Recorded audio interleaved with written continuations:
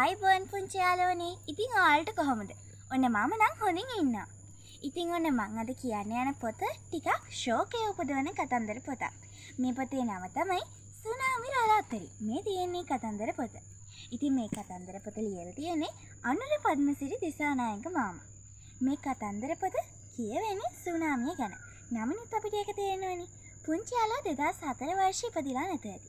මමත් ඉපදිලා නැහැ. ඉතින් මේ 2004 වර්ෂයේ දෙසැම්බර් 26 වෙනිදා ශ්‍රී ලංකාවේ වෙරළබඩ පෙදෙසට ඇති වුණු මේ කේතුජනක මේ සංසිද්ධිය නිසා මිනිසුන් දසදහස් ගණන් මිය ගියා.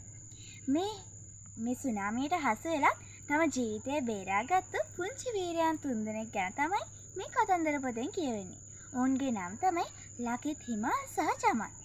මේ මොවුන් තුන්දෙනා මේ වෙරළබඩ පෙදෙසට එන්නේ තමන්ගේ නිවාඩුව ගත කිරීම සඳහා. ඒත් ඔවුන්ට ඉතාමත් බිහිසුණු මේ අත්දැකීමට මුහුණ දෙන්න වෙනවා.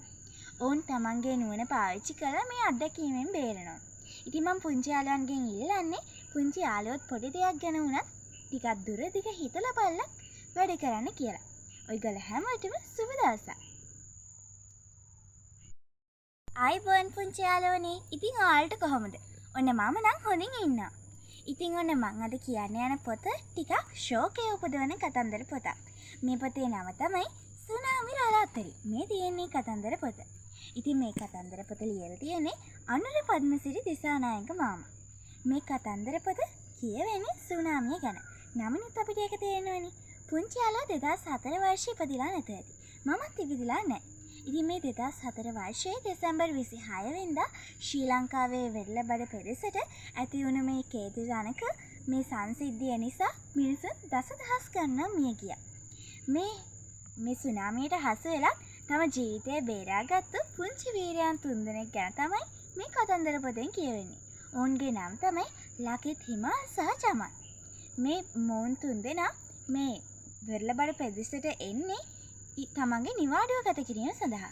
ඒත් ඔවුන්ට ඉතාමත් බිහිසුණු මේ අත්දැකීමට මුහුණ දෙන්න වෙනවා. ඔවුන් තමන්ගේ නුවණ පාවිච්චි කරලා මේ අත්දැකීමෙන් බේරෙනවා.